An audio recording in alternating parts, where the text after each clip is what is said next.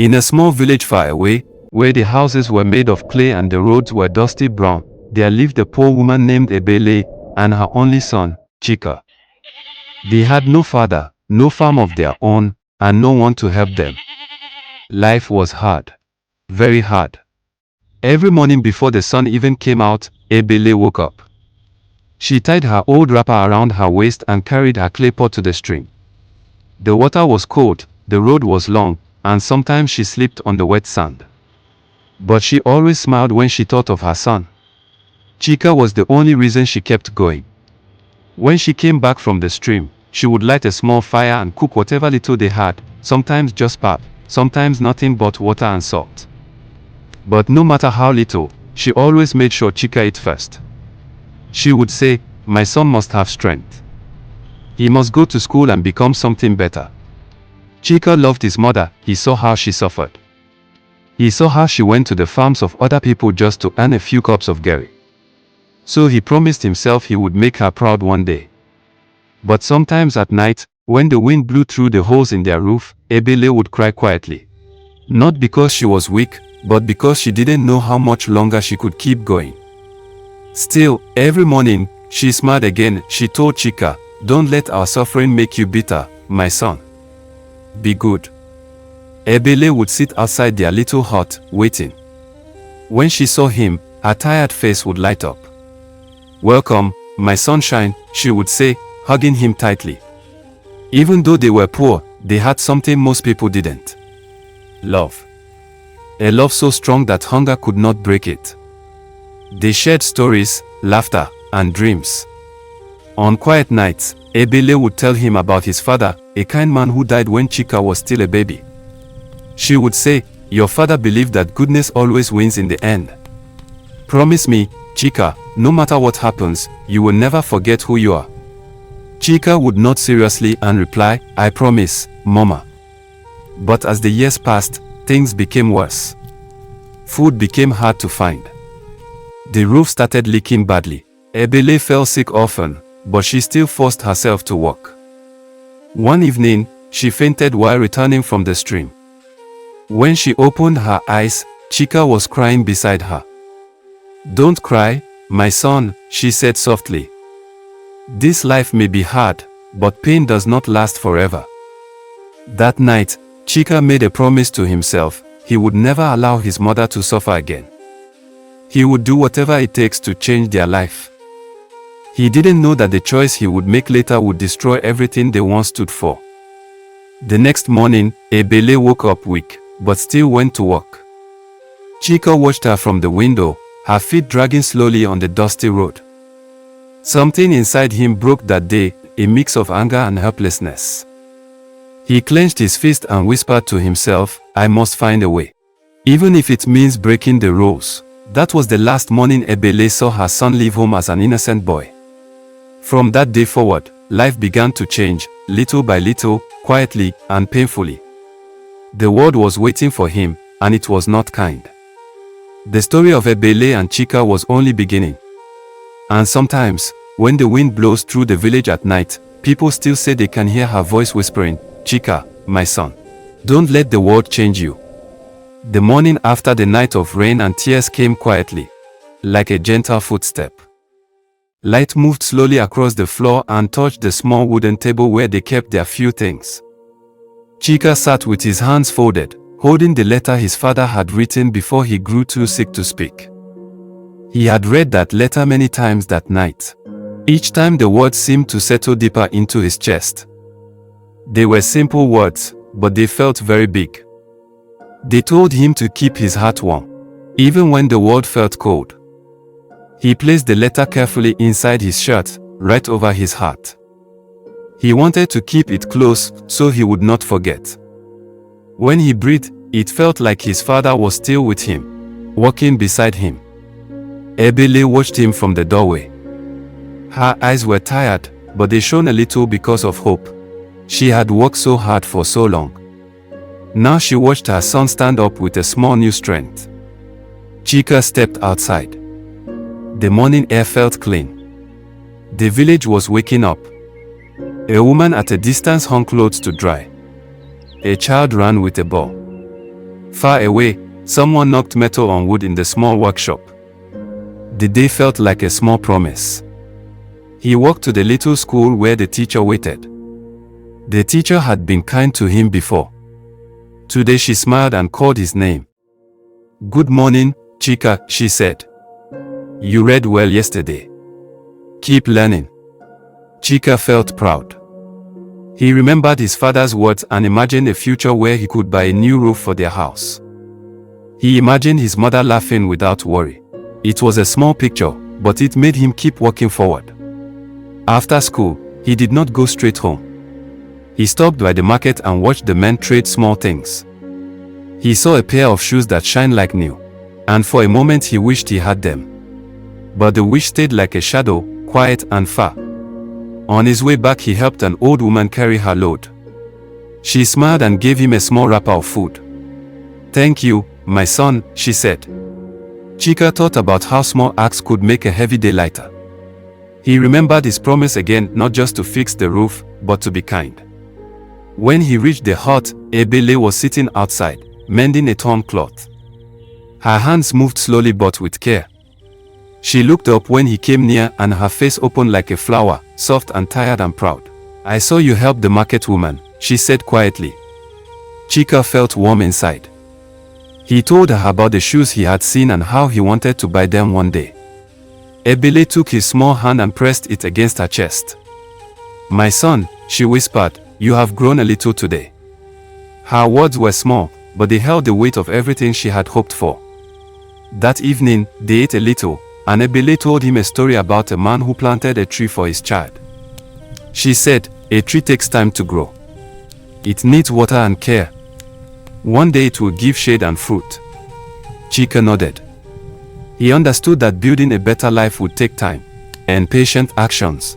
That night, before lying down, he brought out the letter his father had written, the one he always kept close.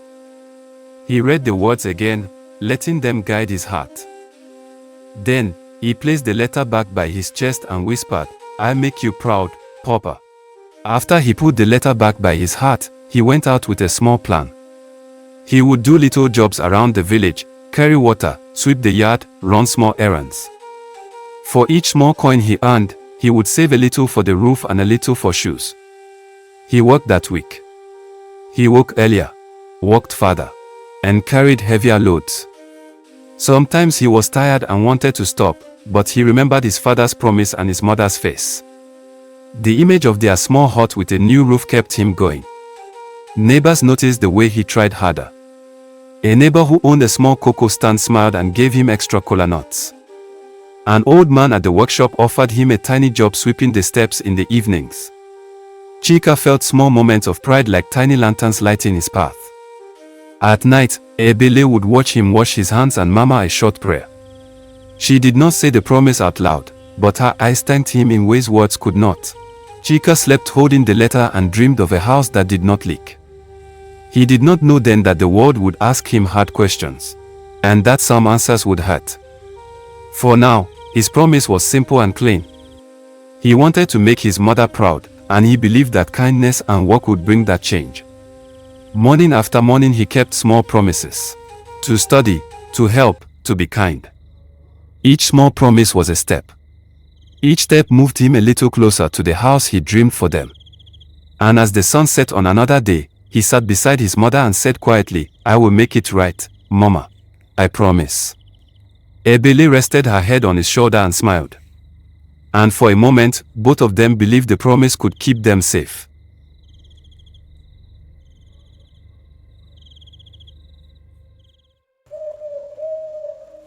He walked deep into the forest.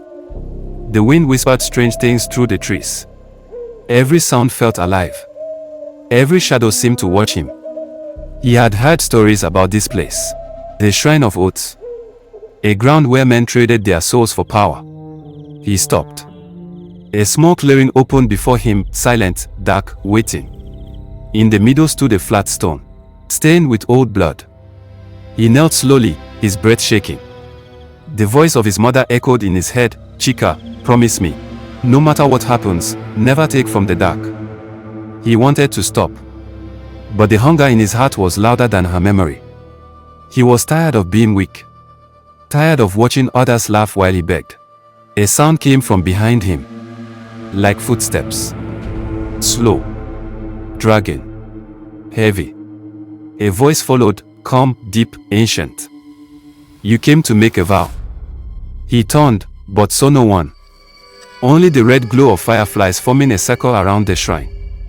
He swallowed hard. Yes, he whispered. I'm ready. The voice spoke again. Every promise demands a price. Are you willing? He nodded, tears in his eyes. I am. Then speak your name, the voice said. He lifted his hand, sliced his thumb with a small blade, and let the blood fall. The ground hissed. The air grew colder. He felt something move beneath the soil.